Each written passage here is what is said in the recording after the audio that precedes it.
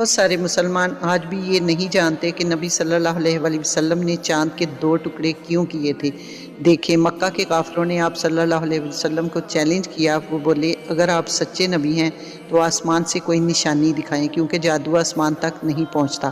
اس وقت آسمان پر 14ویں کا چاند تھا۔ حضور صلی اللہ علیہ وسلم نے اللہ کے حکم سے اپنی انگلی کا اشارہ کیا اور چاند ایک پل میں 2 حصوں میں تقسیم ہو گیا۔ ایک ٹکڑا پہاڑ کے ایک طرف اور دوسرا دوسری طرف چلا گیا، یہاں تک کہ دونوں کے بیچ میں ہیرا پہاڑ صاف نظر آ رہا تھا۔ قرآن میں بھی اس واقعہ کی گواہی دی۔ قیامت قریب آ گئی اور چاند پھٹ گیا، لیکن افسوس، اتنا بڑا معجزہ اپنی آنکھوں سے دیکھنے کے باوجود بھی کئی کافر بولے یہ تو کھلا ہوا جادو ہے، حالانکہ حقیقت یہ تھی کہ یہ اللہ کی طرف سے نبی صلی اللہ علیہ وسلم کی نبوت کی سب سے بڑی نشانی تھی۔ اگر آپ بھی اس معجزے پر ایمان رکھتے ہیں تو کمنٹ میں لکھیں سبحان اللہ، اور اس ویڈیو کو زیادہ سے زیادہ شیئر کیجیے۔ جزاک اللہ خیر۔